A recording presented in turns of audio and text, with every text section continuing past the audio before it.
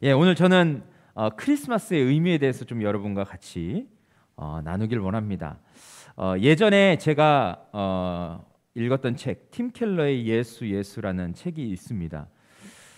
이 책을 누가 선물해 주셔서 제가 보게 됐는데, 이 책의 부제가 뭐냐면, 원 제목 말고 부제가 바로 이겁니다.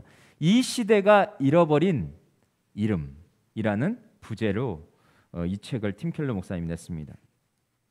저는 그 제목도 예수라는 제목도 좀 눈에 들어왔지만 이 부제가 제 마음에 더 확 들어왔어요. 그래서 이 책을 꼭 읽어보고 싶다라는 마음이 들어서 이 책을 한 장 한 장 읽기 시작했습니다. 그런데 그 책을 읽다가 이런 글귀가 나온 거죠. 몇 년 전에 뉴욕 타임즈에 실린 광고에서 이런 문구를 보았다라고 하면서 이런 글귀가 있었습니다. 크리스마스의 의미는 결국 사랑이 이긴다는 것과 우리 그리스도인이 세상을 연합시키고 나아가 세상의 평화를 이룰 수 있다는 것이다 라는 말이 있었어요. 그러면서 팀 켈러 목사님이 이 이야기를 하면서 그 밑에 뭐라고 얘기했냐면, 여러분 진짜 그렇습니까? 여기 말 안에는 굉장히 심각한 오류가 있습니다. 그러면서 그 오류가 무엇인지를 설명했어요. 그 오류의 핵심은 많은 사람들이 자기들이 연합해서 뭔가를 이루면 세상에 평화가 올 것 같고 자신들이 진정한 사랑을 실천할 수 있다라고 말은 하지만, 여기서 가장 큰 오류는 예수님을 빠진 상태에서는 절대로 그런 일이 일어날 수 없음을 말하고 있습니다. 여러분, 이 말을 잘 생각해 보십시오. 우리가 살아가는 이 세상에 어둠을 몰아낼 수 있는 것은, 또 이 세상에 다시 한번 회복될 수 있는 것은 누구 때문에 가능한 것이겠습니까? 그것은 오직 예수님 때문에 가능하다라는 것을 우리는 깨달을 수 있습니다. 예수님 없이 진정한 평화가 있을까요? 예수님 없이 참된 만족과 행복이 정말 있을까요? 바로 오늘은 성탄 주일이고 크리스마스라고 하는데, 많은 사람들은 현대에는 여전히 이 세상을 살아갈 때 예수님을 빼고 오늘을 즐기는 것을 보게 됩니다. 코로나로 인해서 모일 수는 없지만 여전히 많은 사람들은 그냥 쉬는 날이니까 좋다라고 여기는 사람들이 있고, 어떤 사람은 크리스마스니까 애인과 무엇을 할까에 깊이 빠져 있는 사람들도 있습니다. 또한 부모님들은 자식들에게 내가 어떤 선물을 해줄까라는 것에 고민하는 분들이 많이 있고, 또 자녀들은 부모님에게 어떤 선물을 받을까라는 것에 많이 마음을 빼앗기고 있습니다. 최근에 어떤 한 부모님이 자녀들에게 이번에는 코로나로 인해서 산타 할아버지가 2주 동안 자가격리를 해야 돼서 선물을 갖다 주지 못할 거야 라고 그렇게 아이들에게 얘기해서 아이들이 굉장히 낙심했다라는 그런 이야기도 들었습니다. 그런데 여러분, 이러한 생각이 마치 당연한 것처럼 여겨지는 것은 무엇일까? 여러분, 크리스마스의 진정한 의미를 여러분은 알고 계십니까? 오늘 저는 그 의미를 다시 한번 우리가 되새겨보기를 원하고, 크리스마스, 예수님이 왜 이 땅에 오실 수밖에 없었는지를 우리가 함께 나누면서 다시 한번 그 모든 일을 이루신 하나님께 감사하고, 또 그 모든 일을 실제로 이 땅 가운데서 이루신 그 주님을 다시 한번 바라볼 수 있는 그런 시간이 되기를 원합니다. 그럼 여러분, 크리스마스가 우리에게 왜 중요한 것일까? 저는 오늘 좀 세 가지로 나누기 원하는데, 첫째로는 여러분, 빛이 임했기 때문에 그렇습니다. 여러분, 빛이 없는 곳을 상상해 보신 적 있습니까? 저렇게 아무것도 보이지 않는 곳, 저렇게 칠흑 같은 어둠 속에서 여러분 계신 적이 있으십니까? 내가 지금 무엇을 하는지도 알 수 없고, 내가 지금 무엇을 바라보는지도 알 수 없고, 무엇이 있는지도 알 수 없습니다. 또 무엇이 옳은 것인지, 무엇이 그른 것인지, 무엇이 죄인지, 무엇이 죄가 아닌지를 알 수 없는 그런 상황 가운데 산다라고 생각해 보십시오. 얼마나 끔찍하겠습니까? 동굴 속에서 자신이 얼마나 많은 시간을 헤맸는지 모릅니다. 그렇게 계속해서 동굴 속에서 헤매다가 자기 앞에 빛이 보이는 것이죠. 그리고 그 빛을 향해서 나아갈 때 여러분, 어떤 마음이 들겠습니까? 새로운 소망이 생길 것입니다. 빛으로 나아갈 때 자기가 누군지를 보게 될 것입니다. 자기가 지금 어떤 상태인지를 보게 될 것입니다. 그리고 이제 저 빛을 향해 나아가면 이제 뭔가 놀라운 일이, 뭔가 다른 삶이 펼쳐질 것이라는 것을 생각하게 되죠. 이 세상 어둠 가운데서 폭력, 불의, 권력 남용, 억압, 그리고 죄, 그리고 사망, 그 속에 갇혀 있던 우리에게 하나님께서 빛을 비춰주셨다라는 것은 여러분 엄청난 의미를 가지고 있는 것입니다. 이제 우리가 그 빛을 보았다면 우리는 동굴 속에서 이제 빠져나온 사람처럼 이제 새로운 삶을 살게 될 것이고 이제 새로운 소망을 품고 살게 될 수 있다라는 것입니다. 이사야 8장 19절 22절 우리 좀 같이 한번 읽어보겠습니다. 시작. 어떤 사람이 너에게 말하기를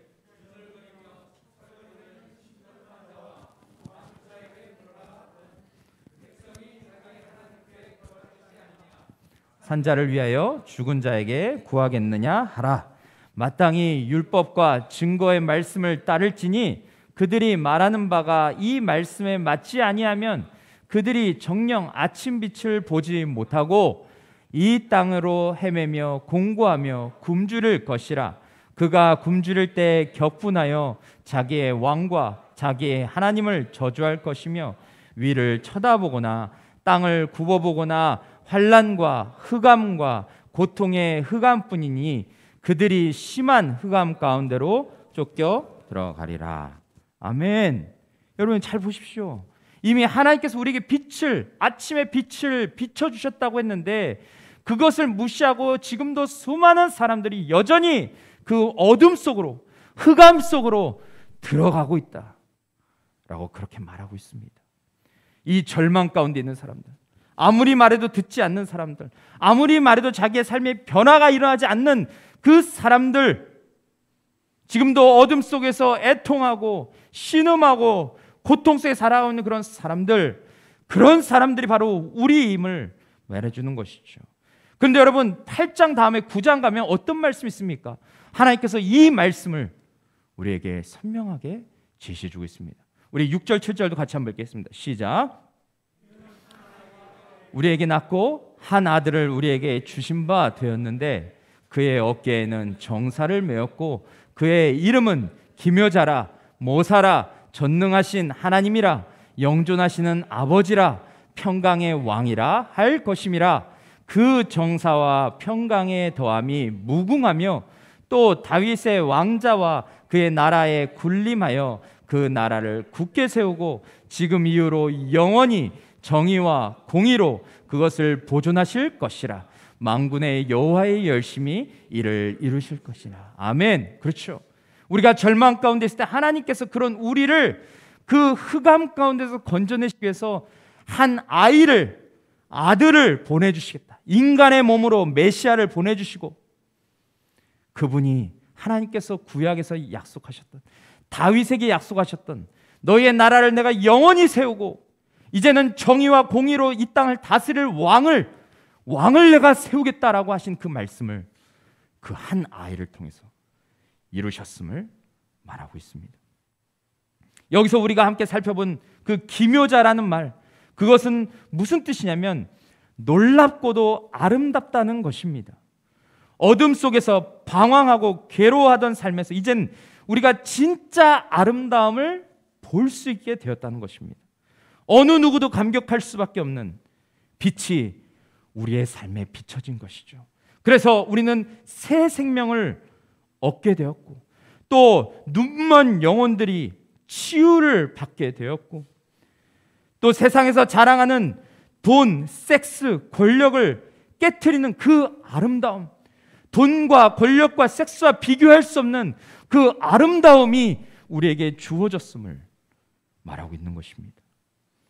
그래서 사람들은 하나님의 빛이 바로 예수님이라고, 예수 그리스도가 바로 이 땅에 이 어둠 가운데 하나님께서 보여주신 빛이라고 고백할 수 있게 된 것이죠. 바울은 그의 서신서 빌립보서 2장 6절 7절에서 오늘 본문 내용입니다. 6절 7절에서 무엇을 말하고 있습니까? 그는 근본 하나님의 본체시나 하나님과 동등하신 분이라는 거죠. 하나님과 동등됨을 취할 것으로 여기지 아니하시고 오히려 자기를 비워 종의 형체를 가지사 사람들과 같이 되셨고 라고 바울은 분명하게 예수님께서 누구시고 어떻게 이 땅에 오셨는지를 선포하고 있습니다. 여러분, 이 말씀이 너무 은혜가 되지 않으십니까? 그 아름다움의 본체이신 그분이 모든 영광과 권세와 자리를 비우시고 사람의 모양으로 이 땅에 오셨다라는 것입니다. 그리고 말씀대로 구약에서 예언한 대로 하나님께서 이미 성경에 기록한 대로 베들레헴이라는 그곳의 마구간에서 아기로 태어나셨죠. 하나님이 인간이 되어서 이 땅에 오셨다는 것을 여러분 어떻게 이론적으로 설명할 수 있겠습니까? 어떤 종교도 성육신 이 부분을 예수님이 이 땅에 신이시지만 하나님이시지만 이 땅에 인간의 몸을 입고 오셨다는 것은 어떤 종교도 설명할 수 없는 내용입니다. 그런데 여러분, 여기서 자기를 비웠다라는 것은 어떤 것입니까? 하나님과 동등하다는 것을 내려놓았음을 말하는 겁니다. 여러분, 우리 인류를 살펴보시면 첫 인간인 아담과 지금 우리는 어떻습니까? 우리는 계속해서 우리가 누가 되려고 합니까? 내가 하나님 되려고 노력합니다. 그것이 성경은 죄라고 말하죠. 너희의 마음에 하나님 두기를 싫어한다. 선악과를 아담과 하와가 따먹은 이유도 무엇입니까? 내가 하나님처럼 될 수 있다는 그 교만한 마음이 우리 안에 들면서 아담과 하와가 죄를 졌을 뿐만 아니라 지금 그들의 후손인 우리도 모든 인간이 지금 그러한 죄를 반복해서 짓는 것이 아니겠습니까? 그런데 반대로 예수님은 하나님과 동등하신 분이셨습니다. 그런데 예수님 어떠셨습니까? 그 권위를 내려놓으셨어요. 하나님과 동등됨을 취할 수 있었지만 그것을 기꺼이 내려놓으셨습니다. 왜 그러셨습니까? 그것은 예수님께서 그 자기의 권위를 내려놓고 자기의 자리를 내려놓고 이 땅에 인간의 몸을 입고 오셔야만 이 땅의 어두움을 몰아낼 수 있었기 때문에 그렇습니다. 밤이 되면 세상은 깜깜하지만, 그렇죠, 세상은 깜깜하지만 새벽이 되어 해가 뜨게 되면 어떻게 됩니까? 어둠은 온데간데 없이 사라지고 모든 아름다움, 이 세상에 있는 모든 만물, 그 아름다움이 손을 들고 있습니다. 그것처럼 예수님께서 이 땅에 오셔야 모든 인간과 모든 자연 만물이 회복될 수 있다는 것을 아셨기 때문에 그분은 종으로 이 땅에 오셨음을 말하고 있습니다. 지금도 여전히 죄와 사망의 종로로 타는 사람들, 여전히 자기가 주인이라고 말하며 고통스러운 삶을 살고 있는 사람들, 여전히 자신의 힘으로 무너진 성벽을 내가 재건할 수 있다라고 그렇게 말하는 사람들, 서론에서 말한 것처럼 우리가 합치면 우리가 진정한 사랑을 할 수 있고 우리가 세상을 연합시킬 수 있다라고 말하며 그렇게 살아가는 그런 모습, 우리 하나로 주님이 허락하지 않으면 제대로 된 성벽을 쌓을 수 없고 쌓았다 한들 또 금세 무너질 수밖에 없는 그런 존재인데 그것을 깨닫지 못하며 살아가고 있는 그런 사람들, 그런 우리의 모든 문제를 주님께서 해결해 주시기 위해서 오셨다라고 말하고 있습니다. 여러분, 크리스마스 때 길거리를 보십시오. 어떤 아름다움이 있습니까? 저 아름다운 트리, 저 불빛이 그 어두웠던 골목을 밝힙니다. 어두웠던 세상을 밝힙니다. 그렇죠. 그런데 여러분, 이처럼 예수님께서는 어두운 우리의 마음, 어두운 우리의 삶, 사단에게 지배당하고 죄와 사망의 종로로 타는 우리의 삶에서 우리의 삶을 환히 비추기 위하여 우리를 죄와 사망에서 건져내시고 그 쇠사슬을 끊어내시기 위해서 주님께서 이 땅에 오셨음을 기억하시기 바랍니다. 누가복음 2장 10절 11절에는 엄청난 진리를 선포하고 있습니다. 우리 같이 한번 읽겠습니다. 시작. 천사가 이르되 무서워하지 말라. 보라, 내가 온 백성에게 미칠 큰 기쁨의 좋은 소식을 너희에게 전하노라. 오늘 다윗의 동네에 너희를 위하여 구주가 나셨으니 곧 그리스도 주시니라. 아멘. 온 백성에게 미칠 큰 기쁨의 좋은 소식, 그것이 바로 무엇입니까? 바로 이 땅에 빛으로 오신 그 예수 그리스도, 우리의 구원자 되시며 우리의 삶의 왕 되시며 주인 되신 그분이 바로 이 세상의 빛이다 라고 선포하고 있는 것 아니겠습니까? 두 번째로 크리스마스가 우리에게 중요한 이유, 두 번째 사실은 누구도 따라할 수 없는 본을 그 주님이 보여주셨다라는 것입니다. 오늘 본문 8절을 보시면 사람의 모양대로 나타나서 자기를 낮추시고 죽기까지 복종하셨으니 곧 십자가에 죽으심이라 라고 바울은 선포하고 있습니다. 예수님은 어느 누구도 따라할 수 없는 자리까지 내려가셨습니다. 하나님의 뜻을 이루기 위하여 자신의 삶 전체를 내주셨습니다.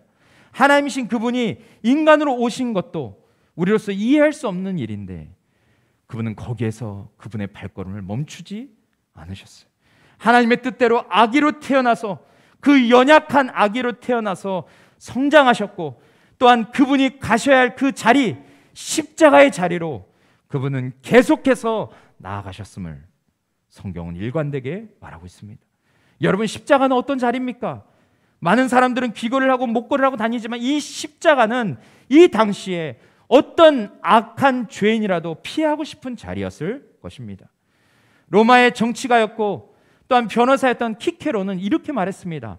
십자가라는 바로 그 이름은 로마 시민의 몸뿐만 아니라 심지어 생각과 눈과 귀로부터 멀리해야 하는 것을 의미한다라고 말했어요. 얼마나 무섭고 얼마나 끔찍한, 얼마나 많은 사람들을 공포로 몰아가기에 충분했던 것이었는지를 말해주고 있는 것이죠. 그런데 예수님은 죄가 없지만 그 자리로 태어날 때부터, 예수님의 삶은 태어날 때부터 그 십자가로 계속해서 뚜벅뚜벅 걸어가셨던 삶임을 말하고 있습니다. 그럼 왜 예수님은 묵묵히 그 길을 걸어가야 했을까요? 첫째로는 그것이 하나님의 뜻이었기 때문에 그렇습니다. 하나님은 인간이 죄를 지었을 때부터 내가 너희를 다시 회복시키겠다, 내가 너희를 그 죄에서부터 다시 건져내겠다라고 하나님이 약속하셨습니다. 이미 창세기 3장 15절에서 내가 이 여자의 후손을 통해서 구원자 메시아를 보내주겠다. 그 여인의 후손이, 그 메시아가 뱀의 머리, 사단의 머리를 짓밟아서 사단이 다스리는 유일한 주특기인 죄와 사망을 완전히 정복할 것을 하나님이, 여러분, 창세기 3장에서 아담과 하와가 죄를 졌는데 3장 15절에서 이 놀라운 원시 복음, 이 진리의 말씀을 기록하셨습니다. 그리고 하나님은 그 말씀하신 대로 그 일을 2000년 전에 예수 그리스도를 통해서 십자가에서 완전히 이루셨죠. 두 번째는 여러분, 십자가가 아니고서는 우리의 죄가 사해질 수 없고 우리가 구원받을 수 없다는 것을 말하고 있습니다. 그 어느 누구라 할지라도, 그 어떤 사람이 할지라도 구원에 이를 수 없습니다. 만약에 여러분 우리가 열심히 노력해서, 우리가 선한 일을 해서, 우리가 종교행위를 열심히 해서 구원받을 수 있다 하면, 만약에 우리가 정말 착하게 살고 정말 우리가 이 땅에서 남들보다 더 아름다운 삶을 살아서 우리가 구원받을 수 있다 하면 예수님이 이 땅에 오실 필요가 없으셨습니다. 그런데 예수님이 이 땅에 오신 이유는 무엇입니까? 그것은 어떤 누구도 오늘 지은 그 작은 죄 하나, 오늘 지은 그 거짓말, 오늘 지은 내 연약함, 또 정말 여러 가지 도덕적으로 내가 잘못된 삶을 살았던 그 죄 하나, 내가 스스로 해결할 수 없는 존재라는 것을 그 주님이 이 땅에 오신 것을 통해서 분명히 보여주시고 깨닫게 주시는 것을 알 수 있습니다. 그래서 우리의 죄를 사해 주시고 우리가 스스로 구원에 이를 수 없었기 때문에 주님은 그것을 완전히 성취하시고 이루시기 위하여, 우리에게 구원의 문을 열어주시기 위하여 이 땅에 오셔서 자신의 몸을 던지셨음을 말하고 있습니다.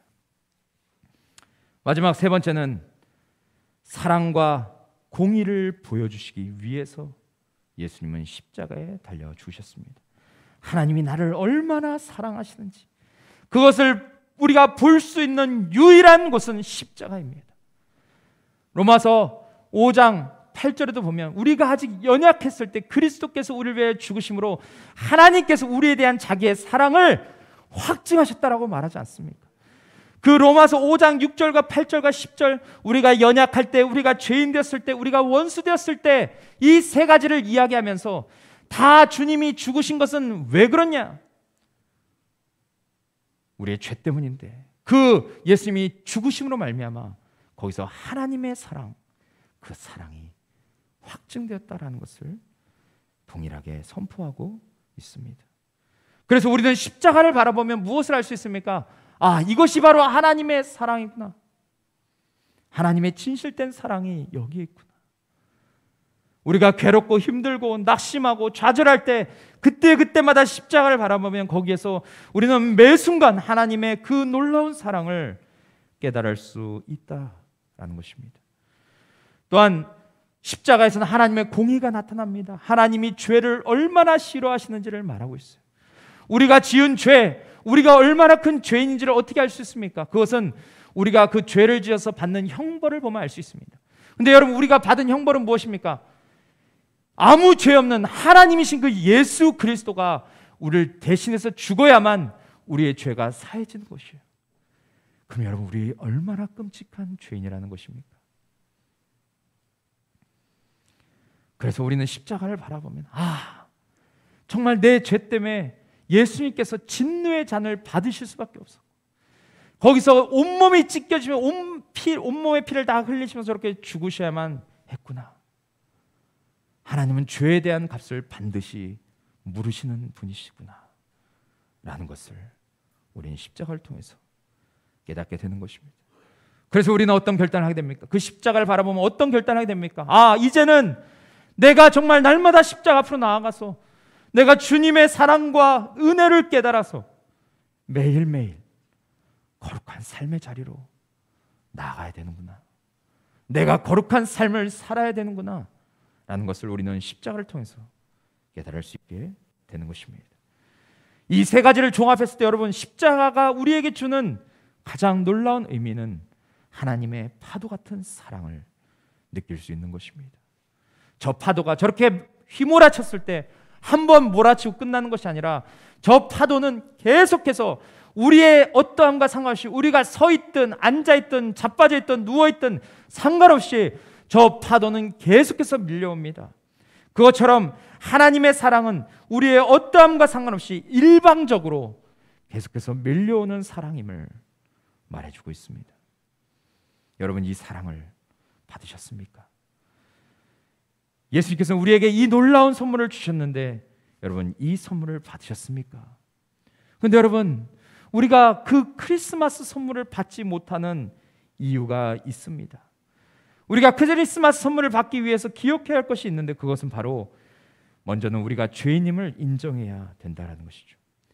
그리고 또한 내가 지금까지 주도권을 가지고 살았던 그 삶을 주님 앞에 내려놔야 합니다. 그럴 때 우리는 크리스마스의 진정한 의미를 깨닫게 되고 그 주님께 감사하는 것을 뛰어넘어서 그 주님을 경배하고 그 주님을 찬양하는 그런 진정한 그리스도인의 삶이 될 수 있다는 것입니다. 여러분은 예수님을 닮아서 낮고 낮은 곳까지 내려가기를 기뻐하고 계십니까? 누군가를 살릴 수 있다면, 누군가에게 이 밝은 빛을 비춰줄 수 있다면, 누군가에게 진정한 소망을 전해줄 수 있다면 여러분, 기꺼이 여러분은 낮은 곳으로 내려가는 것을 선택하고 계십니까? 성 어거스틴은 이렇게 얘기했습니다. 그는 이런 고백을 했죠. 주님 안에서 안식을 얻기까지는 우리 마음에 평안이 없나이다 라고 말했어요. 여러분, 지금 주위를 둘러보십시오. 지금도 얼마나 많은 사람들이 이 주님 안에 들어오지 못하고 있습니까? 그래서 참 평안을 누리지 못하고 늘 불안하고 늘 걱정 가운데 살아가는 사람들이 얼마나 많이 있습니까? 여러분, 주위에 지금 그런 분들이 계신데 여러분, 지금 그들에게 어떻게 다가가고 계십니까? 여러분, 기억하십시오. 크리스마스는 우리가 예수님께서 낮고 낮은 이 땅에 인간으로 오셔서 그분이 이루신 일들을 기억하는 것, 그것이 매우 중요합니다. 하지만 우리가 한 가지 더 기억해야 할 것은 예수님께서 내게 행하신 것처럼 나도 그 주님을 닮아 그렇게 살아야 된다라는 것입니다. 주님께서 우리에게 본을 보여주신 것처럼, 겸손의 본을 보여주신 것처럼, 죄인들을 끝까지 사랑하고 이 세상을 끝까지 사랑하신 그 모습을 우리에게 보여주신 것처럼 우리도 그렇게 살아내야 합니다.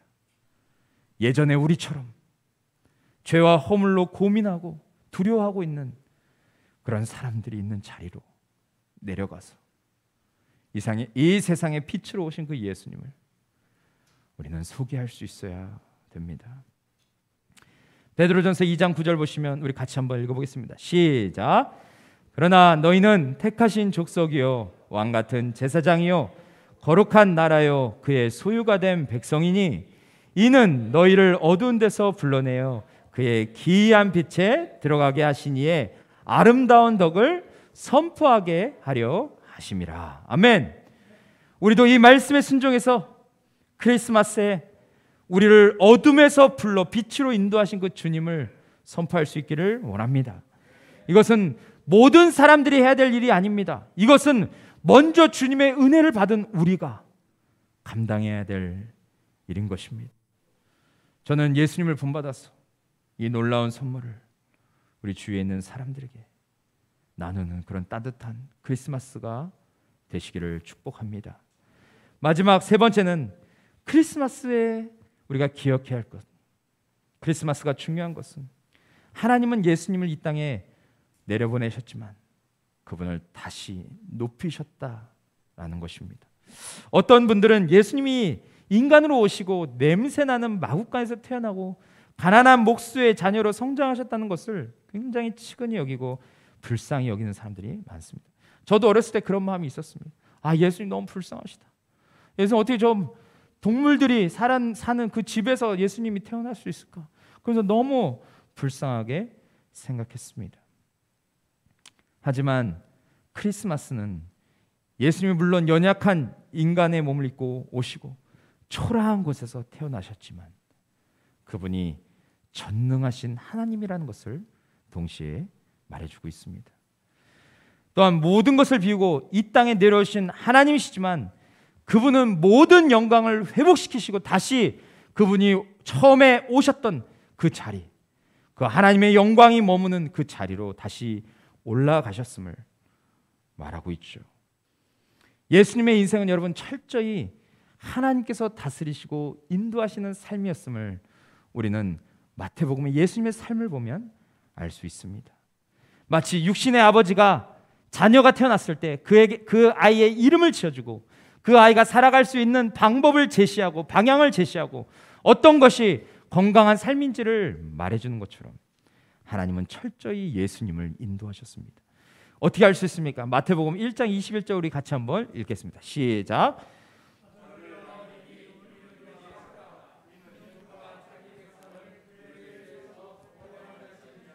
아멘.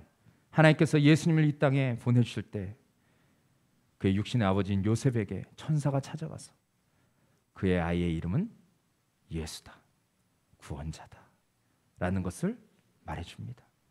여러분, 이것은 무엇을 말하고 있습니까?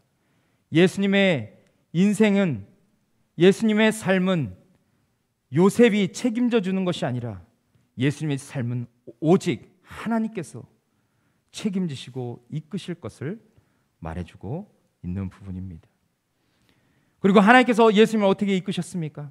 예수님이 하나님의 뜻에 철저히 순종했을 때 오늘 본문 9절 보시면 이러므로 하나님이 그를 지극히 높여 모든 이름 위에 뛰어난 이름을 주사라고 말하고 있습니다. 십자가에서 모든 것을 다 이루셨을 때 많은 사람들은 예수님을 조롱하고 업신여겼지만 하나님께서 가장 낮은 자리에 있던 예수님을 가장 높은 곳에 올리셨음을 말하고 있는 것이죠. 그래서 예수님의 이름은 모든 이름 위에 뛰어난 이름이 되었다라고 말합니다. 전 세계 모든 사람들이 지금도 예수님을 경배하고 찬양해서 오늘도 이 시간 전 세계의 많은 사람들이 주님을 찬양하고 높이고 있는데 모든 사람들이 들어야 할 그 이름, 소망의 이름, 어둠을 죽이시고 죽음을 죽이신 그 이름이 세상에 드러나게 하셨다라는 것입니다. 그래서 이 일을 통해서 어느 누구든지 예수 그리스도의 이름을 부르면 구원을 받도록 하나님께서 그 예수님을 높이셨음을 말해주고 있어요. 또한 10절에 무엇을 말하고 있습니까? 하늘에 있는 자들과 땅에 있는 자들과 땅 아래에 있는 자들로 모든 무릎을 예수의 이름에 꿇게 하시고 라고 말하고 있어요. 여기서 잘 보십시오. 하늘, 땅 아래 있는 자라고 말하고 있습니다. 하늘에 있는 자는 누굽니까? 천사들, 그렇죠. 또 하늘에 있는 성도들을 말할 것입니다.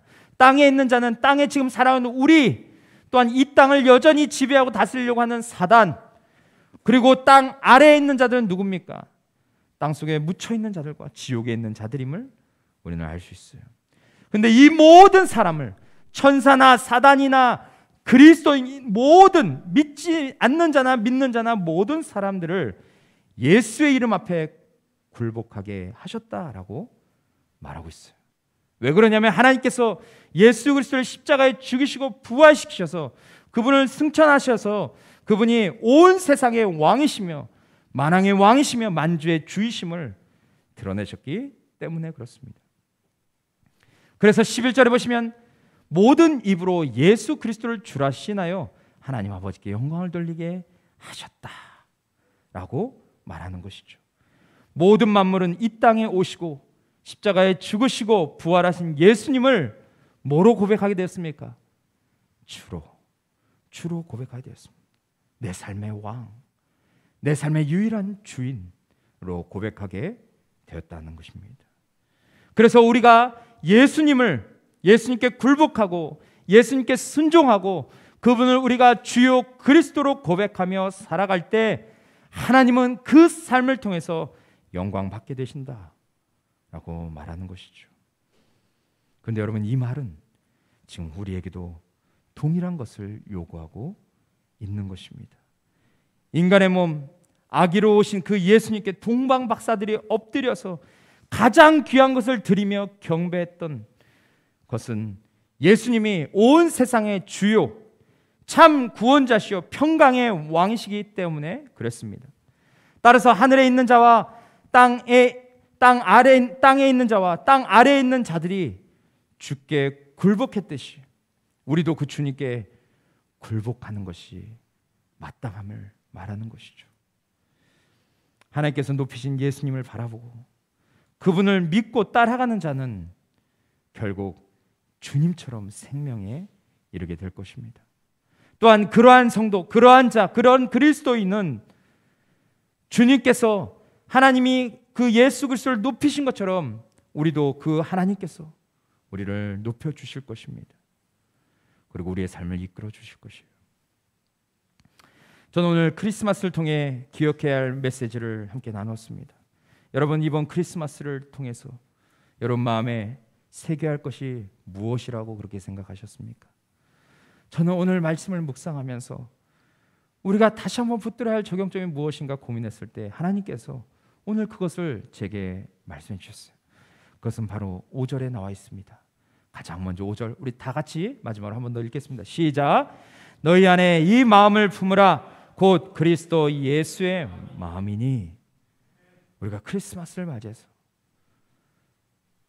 기뻐하고 좋아하고 그런 것도 좋고 가족끼리 모여서 교제하고 그런 것도 좋습니다. 하지만 크리스마스를 보내는 우리가 놓치지 말아야 할 것은 우리만 좋아하고 끝내는 것이 아니라 우리가 다시 한번 그리스도의 마음을 품어야 됨을 주님은 말씀하고 계십니다. 이 땅에 오셔서 주님께서 행하신 것처럼 자신의 자리를 비우고 내려가기를 기뻐하고 나보다 남을 낮게 여기고 그를 섬기는 것을 기쁨으로 여기는 삶, 어떠한 죄인이든 주님께서 우리를 끝까지 포기하지 아니하시고 이 세상을 끝까지 사랑하신 그 주님의 모습, 그 주님의 마음을 닮아서 어느 누구든 어떤 성도든 어떤 사람이든 끝까지 사랑할 수 있는 삶, 또한 주님의 마음을 품고 지금도 죽어가고 있는 영혼들을 우리가 그들에게 나아가서 참된 빛이신 예수님을 전하고자 하는 그런 열정 있는 삶, 그런 복음에 합당한 삶, 그 마음을 주님께서 이 크리스마스에 우리에게 허락해 주신 것이 아니겠습니까? 저는 하나님께서 예수 그리스도를 통해서 영광 받으신 것처럼 오늘날 이 세상을 살고 있는 여러분과 저를 통해서 하나님께서 동일하게 영광 받으시기를 원합니다. 그래서 이제는 우리가 정말 예수님의 마음 품고 이 땅에서 작은 예수로 우리가 그렇게 살아가는 여러분과 제가 되기를 원합니다. 그럴 때 이 세상이 환하게 밝게 변화될 것이고 이 세상을 살아가는 수많은 사람들이 우리를 통해서 그 빛 가운데 함께 나아가게 될 것입니다.